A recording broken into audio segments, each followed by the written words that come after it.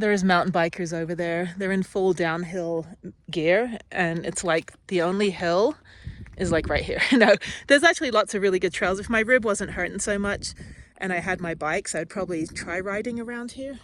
It is very kind of mulchy. It's not like gravelly. It's kind of got this like soft sandy mulch, which is nice to hike in. It's nice when it's slushy because it's, you know, you've got some traction rather than hiking in, you know, straight flat rock. But yeah, so just kind of hang out here. Spent pretty much 5 days in this area, so it's really nice. I am able to be off grid, so as long as I have good sun, I have enough power. The fridge can be turned off for 6 hours before I have to plug it back in. So luckily I just have things like a couple yogurts and coffee creamer and some orange juice that doesn't need to be refrigerated. So, and I've got a Gatorade in there. So I've got a few things, but yeah, I mean, I don't really need to keep the fridge on all day, which is good. So it's all, you know, math and science. Everyone's like, oh, van lifers are just stinky hippies. I'm like, there's so much math.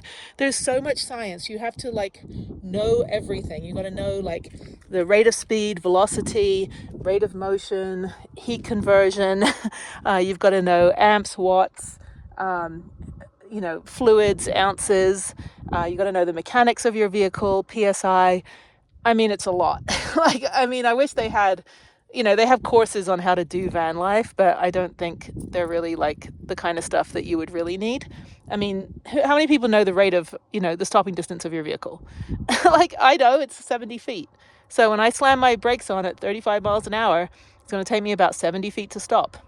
If I was at 60 miles an hour, it'd take me 300 feet to stop. So just keep that in mind when you're, you know, driving. Don't be tailgating. And also, if you're driving around another vehicle that's around like your size, don't tailgate them either. And, you know, just be courteous. So anyway, yeah, there's my debacle of a van. Rollerblades, can't really rollerblade here. There's nowhere to rollerblade. I do want to go back to the skate park. I'm going to see how I feel by like Wednesday next week. That'll be 2 weeks after I stupidly injured my ribs by going too fast down the really like steep slope and then hitting a rock and getting propelled forward and landing right on my left boob. So I'll see how I feel next Wednesday, and maybe I'll just do 2 days at the skate park and then I'll take a shower. Everything I'm doing now is in North Las Vegas. Everything I'm doing is in North Las Vegas, which is great. It's actually a really nice area. So the skate park is not too far. It's only 25 minutes away. And then Trader Joe's, Planet Fitness, and the skate park are all on the same road. And then the library's around the corner, and the library's open till 9 p.m. During the week, except Friday, Saturday, and then it's closed Sunday. So yeah, I don't really need to waste gas going back in and out of Vegas. I can just stay out here. I've got enough water. I've got 6 gallons of water in there. I've got 1.5 gallons left in the van. Yeah, I'm just kind of chilling. I don't need to fill up gas. But yeah, I think I'll go back to the skate park next week. I think that'll be fine. And then I won't pick the bikes up until the following week when I'm back. And then hopefully I can get out of Vegas for a little bit. I don't have a ticket to fly home 2 weeks after that. I need to figure out where I'm gonna get, you know, fly out of. The tickets only from Vegas were $27 each way. And I had a bunch of flight credits from Spirit canceling flights or, you know, flight vouchers. And then I have my $250 Southwest credit. So I need to probably figure out next week. Well, when I'm home next weekend, I'll have a better idea of what I can do for the nonprofit and stuff. So I think I'll probably, yeah, if I can get a host sister to give me a place for like 2 nights in New York, then I can get a cheap return ticket, and that'll use the flight credit. I'll just go to New York for 2 days and I'll have a free place to stay, and I'll just walk around, go to the museums, go get a pretzel, you know, just kind of get some city life for a few days. And it'll still be cold enough there. It'll be nice. So it's not going to be like horribly hot. But I know New York. I mean, I've lived there and I've been there probably 100 times. But it's the only ticket, either that or Puerto Rico. But I don't really want to go to Puerto Rico for 2 days. I'd rather go for a couple weeks and really see Puerto Rico because I've never been. Anyway, but I just need to use the flight credit. I don't want it to go away. About 2 years ago, I had a $350 credit for Spirit because I had a bunch of flights canceled and I never used the flight credits, and I kicked myself for that. But they changed their policy. You don't actually get charged if you cancel. You just get either a flight credit or a refund, and there's no charge if you change your flight. You just pay the difference for the next day that you're flying. So like if your ticket was $27 to fly tomorrow, but you change it to leave on Friday and it's $45, you just pay, you know, the difference in that. So whatever, the $17 difference. But anyway, okay, so let me just go dump out my toilet. That's why I'm outside. I'm like, why am I like touching grass right now? I've been indoors all morning. It's 10:30. I'm probably not going to leave the van for a couple more hours, and I'll do an afternoon hike again. I do need to take a shower at some point, but I think I'll go into town probably Tuesday or Wednesday. If I go in Tuesday, then I have to come back here and stay, and then Wednesday I'll do the skate park. So maybe I'll just wait till Wednesday. I can go a couple more days without a shower. I'm not hanging out with anybody. So maybe I'll just go in Wednesday morning, I'll skate. Then Wednesday afternoon, I will shower. And then I'll stay in the library till 9 p.m. Wednesday. But yeah, so that's it. Okay, well, thank you, Mount Charleston. You're beautiful. All right, I'm going to head back to get my toilet dumped out and then go back in the van. It's 1:30 and it's cooled down a lot, and there's clouds, but I don't know if it's going to rain out here if we get a little bit extra snow. Anyway, so I'm out of the van and I'm going to go up and do my loop hike, which takes just over an hour. It's about 4.5 miles, and I have to go up that big scary hill.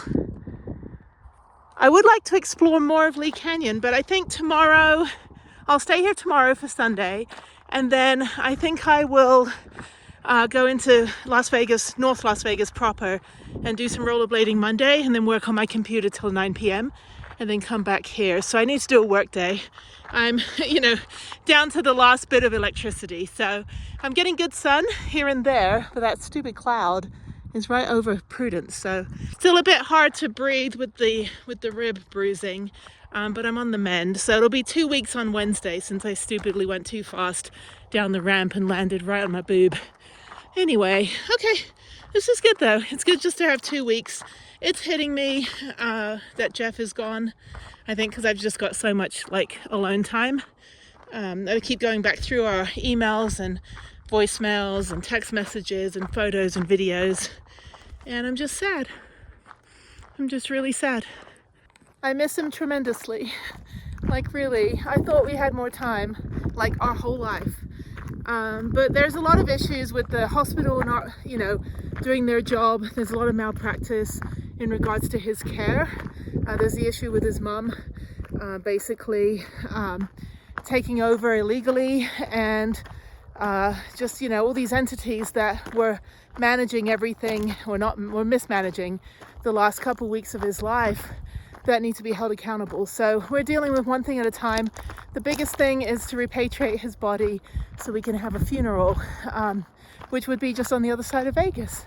And then we'll take part of his ashes in a mini urn. He'll be cremated in a mini urn and spread them over at Sunset Beach, which is where we used to hang out in high school and where he wanted to run on the beach again. So yeah, I'm just kind of waiting. I'm in a holding pattern.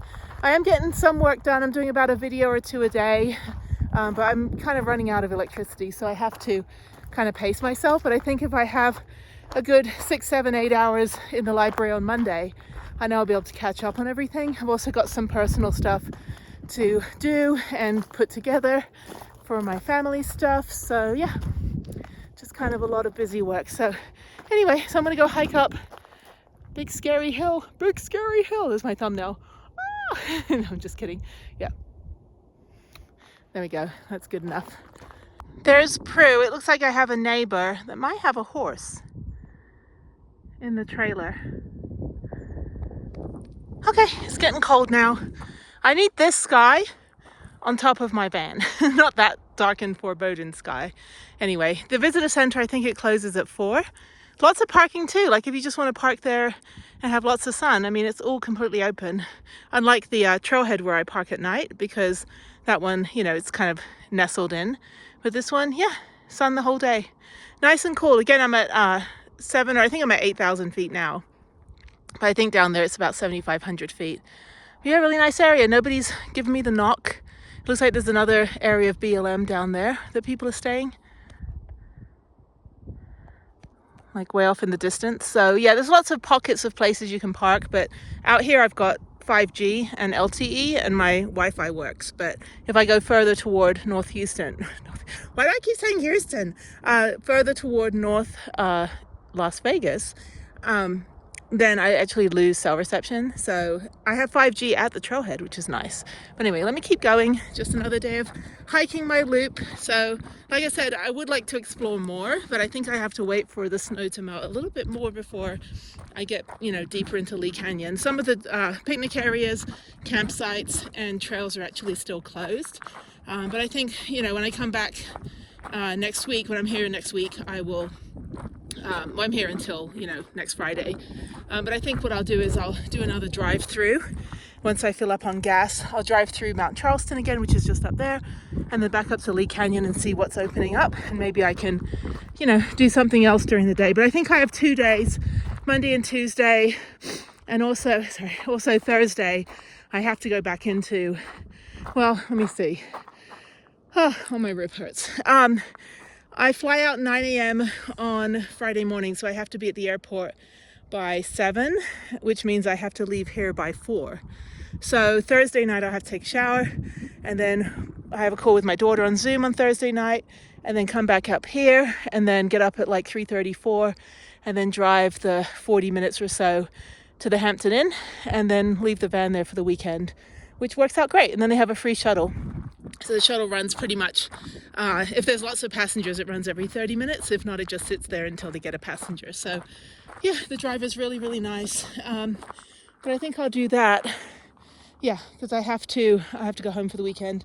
I have my daughter. So yeah, and then hopefully when I come back next week or the week after, I'll have a better idea of what I can do for the nonprofit. We've got a couple things coming in for that. So that's great. And then I need to kind of sit down for a few days and work on grant proposals and PowerPoint presentations and stuff. But for now, I'm just kind of taking this 2 weeks to, you know, grieve and be on my own. I have lots of friends in Vegas, but I'm not seeing anybody. And I've had like numerous invites for dinner, shows, all this stuff. I'm like, dude, I haven't showered in 3 days, so that would be a no. But, you know, I'll shower on Monday. It's fine. I'm not too sweaty. And, you know, I smell like roses and, you know, sweat the tears of unicorns, so it's all good. So I decided to take the more elevated route, and it is absolutely freaking stunning. This is amazing. There's another one that's even higher up, since I am trying to get to that ridge line that I keep seeing at the parking lot. This is fantastic. It's all kind of like very rocky, so you just have to be careful when you step. Use your grippy shoes. And this is beautiful. Yeah, the other trail is way down there, like in the forest. You don't really get a view, but up here you do. It's very windy though. This is fantastic. Yeah, I think tomorrow, if I do this hike again tomorrow, I might do it a bit earlier, depending on how crowded it is on a Sunday. It's a Saturday today and hardly anybody's been here. But Sunday, I will, yeah, I'll do this hike in the morning or maybe in the early afternoon, and I'll go even higher up to like the next ridge line. But this is fantastic. How beautiful. Yeah, I can see the visitor center down there. I can see Prudence as well. So I'm not too far. I think I've gone, let's see how far I've gone. I've gone almost 3 miles. So I'll actually be going a little bit further than I did yesterday because I'm doing an outer loop and not the, you know, boring forest hike down there. That was a really good hike. That was almost 6 miles. And I don't know if that's a police officer. I have a neighbor. That's a pretty cool rig. Kind of cute. I don't know them though. Usually I can recognize everybody's rigs, but I'm like, I don't know who you are, sir. Why'd you park right next to me, dude? Again, you have the entire parking lot and you park like 10 feet from me. That's like the BLM thing. It's like, if you're on public land, why are you right next to me, dude?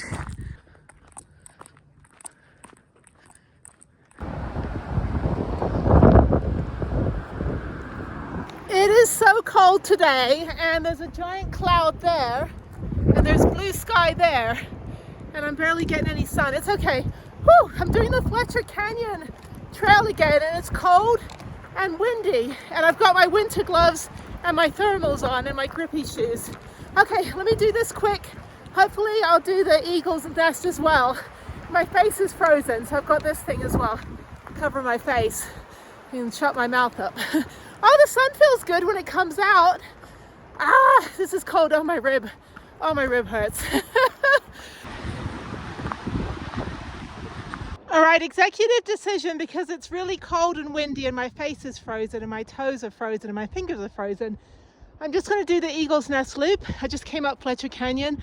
I'm not going to do the whole Fletcher Canyon. I'll do that another day. I'm just going to do this because it's in the sun. So yeah, I need that cloud to go away. I need sun, people, sun from my van. Okay, up I go. Once I get up this part, sorry, my face really is frozen.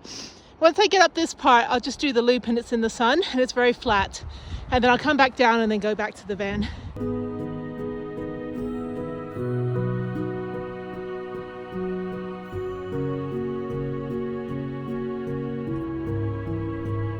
Oh my God, the wind is really bad. Everything's hitting my van. Everything hit me in the face and my face is frozen. So I'm going to leave the mountain and warm my face up.